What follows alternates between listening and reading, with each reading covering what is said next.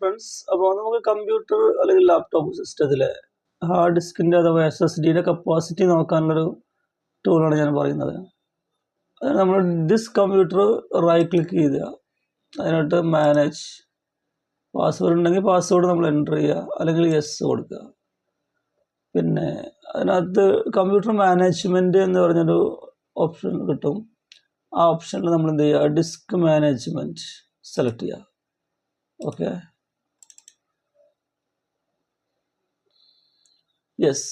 അപ്പോൾ നെക്സ്റ്റ് ഒരു window open ആവും. അതിലിപ്പോൾ ലോക്കൽ ഡിസ്ക്, അതിൽ ബേസിക് ഡിസ്ക് 75.54 GB, അതുപോലെ വിൻഡോസ് 7 ഇൻസ്റ്റാൾ ചെയ്തൊരു ഫോൾഡർ, ഒരു ഡ്രൈവ് കാണുന്നുണ്ട്. അപ്പോൾ ഇതിന് ടോട്ടൽ കപ്പാസിറ്റി പറയുമ്പോൾ ഇത് ചെറിയ ഹാർഡ് ഡിസ്ക്കാണ്, 80 GB അവൈലബിൾ ആയ ഒരു ഹാർഡ് ഡിസ്ക്കാണ്. ഓക്കെ, അപ്പോൾ ഇതുപോലെ നമുക്ക് കമ്പ്യൂട്ടർ ഹാർഡ് ഡിസ്കിൻ്റെ അല്ലെങ്കിൽ SSDയുടെ കപ്പാസിറ്റി കാണാനുള്ളൊരു കമാൻഡ് അല്ലെങ്കിൽ ഒരു ടൂൾ ഒരിക്കൽ കൂടി പറയാം.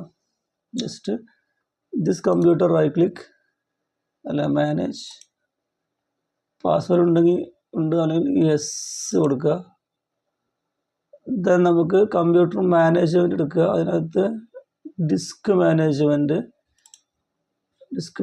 ഓക്കെ, ദെൻ റൈറ്റ് സൈഡിൽ ഡി ഡ്രൈവ് എന്ന് വരുന്നുണ്ട്, സിമ്പിൾ ബേസിക് ഡിസ്ക്, അതുപോലെ basic 75.54 GB, that is 80 GB hard disk. 2 partitions നമുക്കിവിടെ അവൈലബിൾ ആണ്.